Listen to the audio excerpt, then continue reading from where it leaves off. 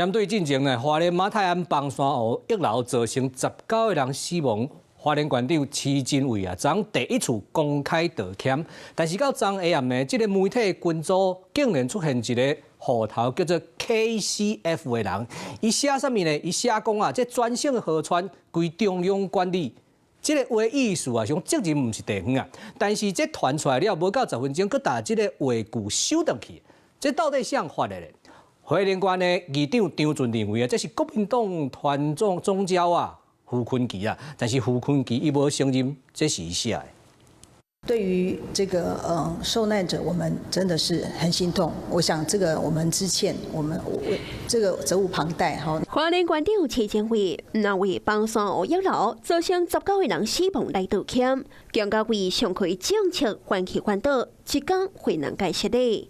也毋过，同一天暗时，扫一个 KCF 的小号。 第314个人的马大安溪新闻联络群组点关，讲全省的河川拢是中央在管，也毋过无到10分钟，消息就收到回去。议长张俊透露，这个人就是国民党的党团总调鲍坤基。现在不管是中央、地方，我们一定要共同努力，赶快把这个堰塞湖的事情赶快来把它解决。这个文章让人家感觉就是要甩锅嘛。河川要归中央管，这个讯息是什么意思？我从来没有骗这个。是安怎消息传出去，佮收到回来？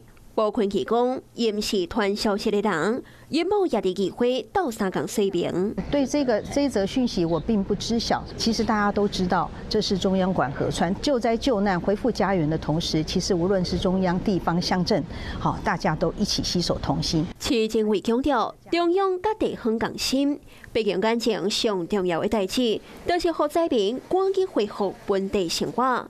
也毋过，这个 KCF 的一句“河川拢是中央在管”，也引发着大家联想。